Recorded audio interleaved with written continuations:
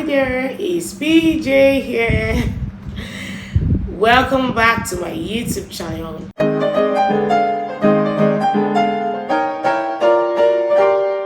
Today I'm talking about two strong P's of marital success. Let's move right into it. Number one P is the person who is getting married. Who are you? You that want to get married, what kind of a person are you? What's your character like? What are your values like? What do you promote? What does your personality say? What kind of aura do you carry? How do you make people feel? Who are you? Can you marry yourself? Can you date yourself? Knowing your weaknesses, would you find yourself really attractive? Are you a good person? Are you a kind person? The personality of the marriage contributes to a very large extent the degree of the success of that union. It is significant that the personality is examined, because that's what will tell it to a very large extent how well the marriage will be.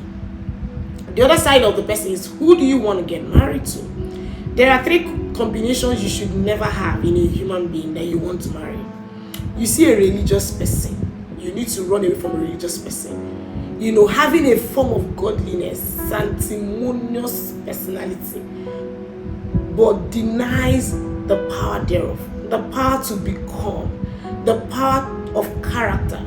The person is not kind, but is religious, can pray down heaven, but his character does not manifest anything that can allow you to live in peace with him. He doesn't promote peace. A religious person finds growth very difficult. A religious person is an adamant person and cannot subject himself to a channel of growth. Finds it very difficult to change, to shift base. So a religious person is adamant. He will be where God used to be. He will not even know God at all, but he will be quoting what he doesn't know. You see a religious person, you see a poor person, especially one with poverty mentality, and a poor mindset is somebody this combination you shouldn't find in your life. Am I saying we should all marry rich people? No. You may not have physical cash right now, but your mind is rich. You are wealthy in the mind, you have wealthy mindsets, and you have a pattern. You have a pattern of progress. You have a progressive journey that can get you the physical cash you're looking for. You have some elements of power that can transit and convert to wealth that will change your life. But you see a poor man, poor in the mind, who operates in scarcity mentality, doesn't believe that anything good will come, highly pessimistic, doesn't believe that joy can come at any time. No. That's not a good combination. Then the third combination you shouldn't have is, you see an illiterate. In this generation where knowledge is on the increase, you don't have anything to do with an uneducated person. It may not even be naturally conventional education. Exposure is education. Training is people who subject themselves to personal development. So you don't even find yourself doing anything with a man who doesn't care anything about personal development, a man who is religious, a man who is poor. A poor man thinks that the world is against him, that you're against him. A poor man sees everything you do as extravagant. He sees it as waste. He sees it as materialistic, even when you know that it's not it. So you need to know, what personality am I getting into this union with? If you marry a person that is kind, a person that is educated, a person that is free from troubles, he will not see you as his problem. But a poor man sees his spouse as his problem. He sees his neighbors as his problem. A poor man sees his pastor as his problem. When pastor is talking about principles of wealth, principles of prosperity, he is angry, he is agitated, because he sees everything around him as problematic. You shouldn't do anything with that kind of mindset.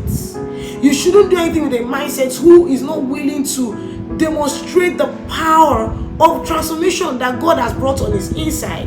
He just tells you how much he knows God, he believes God, but his life does not reflect, does not express God in any way. He doesn't have a good relationship with human beings. He doesn't know how to treat people well. All he claims is that I know God. I can pray, preach a storm. I can pray a storm. But no transformation in his life. Run away from such person. Look for a kind person. Look for great personalities. Look for people who have respect and honor in their lives. The second P that guarantees success is the practice. What is the practice? What you do in the marriage. See, even if God spoke from heaven and said, oh, my daughter Jane, there is a young man I'm sending your way. His name is Kelechi. He will love you. You are like Jesus. He heard a voice from heaven. And God said, this is your man. You know, like people will tell us, maybe I saw my spouse, I knew. I don't know if, if you have heard any such thing. Yeah, immediately I saw him, I knew. The Lord told me who my spouse in my dream. I saw him in my dream. The Lord told me in 3 days' time, your husband is walking into your life. And all those spiritual semantics. If you have all that, and it's even true, rightly speaking, that God spoke to you, without the right practice, your marriage will not succeed. There must be work done in the marriage that will guarantee marital success. What are you doing to make your marriage successful? There are a few principles that guarantee marital success. Number one is the principle of hard work.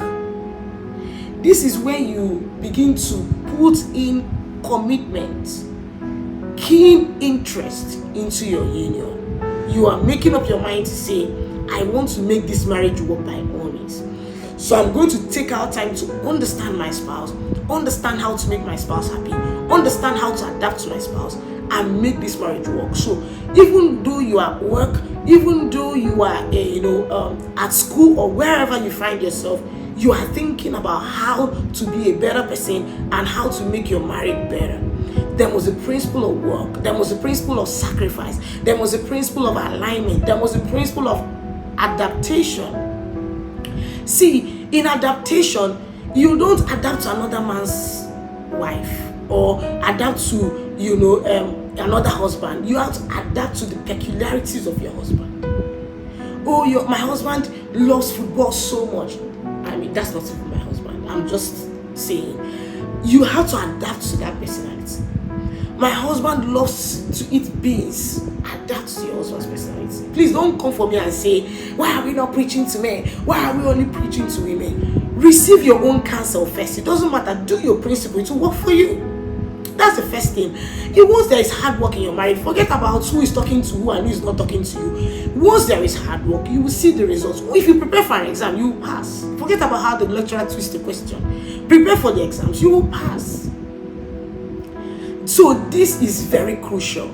So you must put in some work. Adapt to your spouse. It's a principle of adaptation. This is the embodiment of the union that I'm in. So therefore, I will adapt to it. Adapt to the career that your husband has. So my husband is a pastor. I can't be completely different. We can't be wide apart. I have to adapt to the peculiarities of his calling.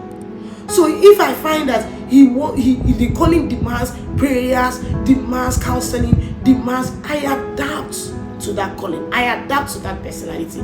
I can't say, hey, no. I don't, like many people do. Hey, even though I'm a pastor's wife, I don't want to do anything with church. No. Nobody's forcing you to be on the pulpit preaching. But there are other places you can serve. You can serve in children's church. You can be church administrator. You can be an usher. You can be a chorister. Feel free, but you must have an expression in the work that your husband is doing. Major killers I want to highlight of marriage. 4 marriage killers. Number 1 is neglect. Neglect is a marriage killer. What is neglect? Neglect means when you allow weed to grow in your union without tending into your union, tending to your garden. You don't tend to your union and grass will grow and weed will grow. It's a very bad place to be. So you are focusing on building your career. You're focusing on only maybe furthering your education. I want to study abroad. I want to travel. I want to, that you forget to attend to your home. So fallow things will grow and deception will come in and your marriage will scatter. So neglect is a marriage killer. Another marriage killer is familiarity.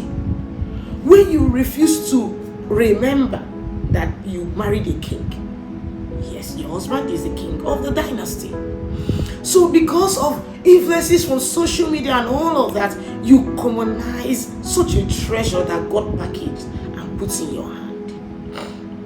So you see your husband as, and you can even say good morning to your boss. You can bow to your boss. You can bow to your pastor. You call your pastor daddy. You call your boss yes sir. You answer. But when you see your own spouse, you treat him like trash. I'm not saying that you must say call your husband sir if he doesn't want it. I'm saying that you need to find out how your husband defines respect so that you can give it to him.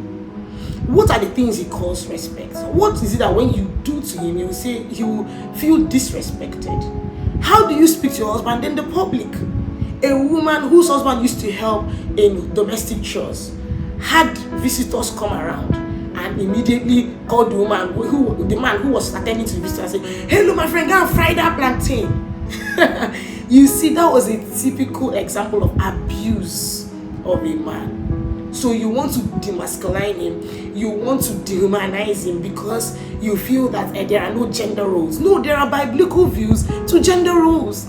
I know that the world may be overstretching it, but it still has some biblical sense and we need to look to it as a biblical overview. So don't commonize a treasure in your home. Your husband is the king of his home. So please treat him as such. That's the only place he has pride. He may not have pride in his office or wherever else he goes to, but in his home, make him the head. So familiarity is a marriage killer. Another marriage killer is insensitivity. Insensitivity. When a man is not sensitive to the wife's needs, when a woman is not sensitive to the husband's needs, your husband's emotional needs, so you're insensitive, you don't care, is a marriage killer. And the fourth marriage killer is assumptions. Assuming that this is it. Assuming that he did this out of wickedness. He's manipulating me. He's treating me bad. Assumption is one of the marriage killers. You need to ask questions. Why do you do what you do? What informs your decision? Why do you treat me this way? By confronting issues and all that, you find whether somebody is dealing with you out of sheer wickedness or that the person is just making a mistake. So these are marriage killers. So you need to take them out of the way and cultivate your union. Build your union. Cultivate a home. Cultivate the principle of hard work. Cultivate the principle of adaptation. Cultivate the principle of honor and respect. Honoring your husband. Cultivate the principle of submission. Yes, I want to say it again. Cultivate, you can come for me. Cultivate the principle of submission, because I found out, really, I'm not talking about the way the world is stretching submission, right? The religious world. I'm talking about the fact that there is hierarchy. And the reason why God puts submission is that the woman is very powerful. She's so purpose-driven. Anything she sets her heart to do, she's going to achieve the results 100%. And God is saying that is an accident waiting somewhere to happen without control. So God is saying, let me put a control system, because you cannot have freedom without control. Everything in life has a control principle. You have your switch, your light bulb. The reason why there is a switch for the light bulb is so that you can put it off in the night or put it off at times, put it off at different situations. So it's very important for you to have a control system. I'm not saying a manipulative system. I'm talking about where you are not excessively free. Okay, so that's why God put it there. And I've realized that a woman who submits right will have her man to her beck and call, will rule the marriage, will govern the marriage, will influence the marriage. And the last, principle that you must uphold is the principle of love. Do you both love each other? You, the man especially, do you love your wife? God says love your own wife, because you can love your secretary. I find many men loving their secretaries. Many men love their house helps, love their nannies. But do you love your wife? What is the proof of your love? Can you lay down your life? Can you lay down your finances? Can you sacrifice for the betterment of your home? The person and the practice.